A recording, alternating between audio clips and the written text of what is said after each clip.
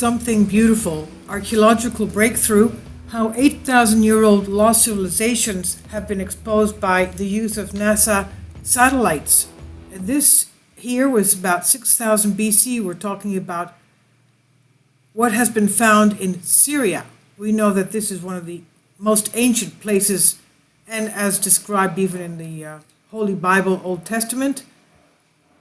Archaeologists were able to uncover more than 14,000 ancient settlement sites in the area of northeastern Syria, and thanks to the help of satellite technology from NASA's Shuttle Radar Topography mission.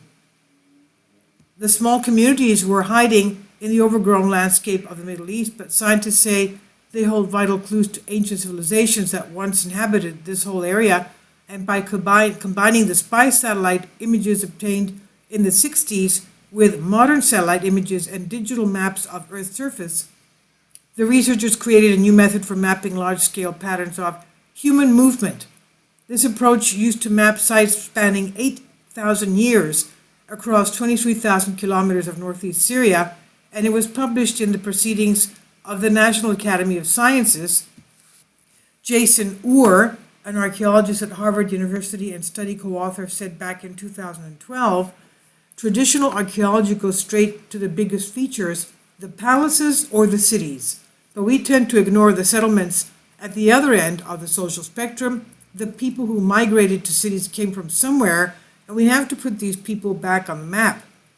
Now, the discovery helped to uncover long-term trends in ancient movement in the area, allowing scientists to learn more about our ancestors. Graham Phillip, an archaeologist at Durham University, said, "This kind of innovative large-scale application is what remote sensing has been promising archaeology for some years now.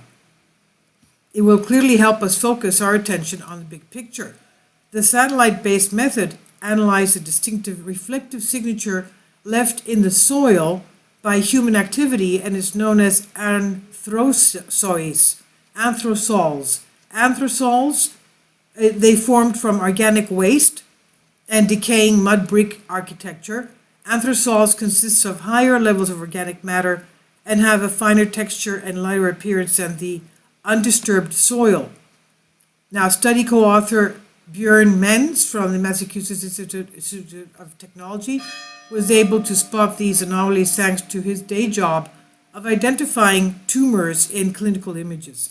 And Dr. Uhr said, "You can do this with the naked eye by using Google Earth to look for sites, but this method takes the subjectivity out of it by defining spectral characteristics that bounce off the archaeological sites."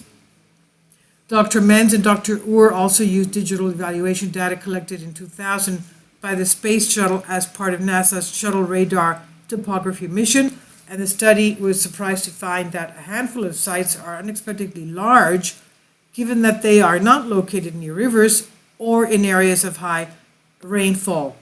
Dr. Uhr said one settlement known as Tel Brak is far too large for what one would expect at such a marginal position. "This is where things get interesting," he said.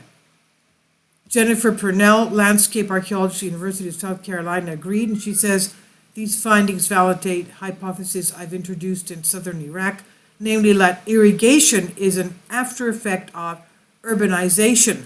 It's not what enables a city to develop, it's what keeps them going after soil moisture dries up. Irrigation." Dr. Purnell says that she plans to adopt this method and notes that it offers a valuable way to learn more about large regions, particularly when they are remote and difficult to access because of local conflicts. This is amazing. This is by Callum Hoare on Express UK. Please leave your comment. Thank you.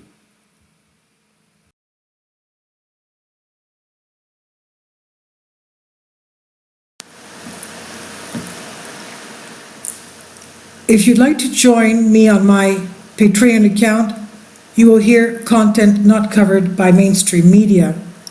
These riveting stories will be based on my research, and I will state my opinions and give my personal insight on diverse and controversial subjects and world events not covered by mainstream media, and not supported by YouTube guidelines.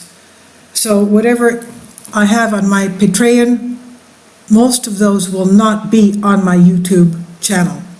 Please consider becoming a member today. More of the most significant and important videos will be on my Patreon channel. Your support helps me to continue my research and keeps this YouTube channel alive. And we depend on your support, your generous charity, because we help economically challenged families here in Athens, Greece, in Kapota, and we also help the young generation with university tuition and the community around our church. Thank you.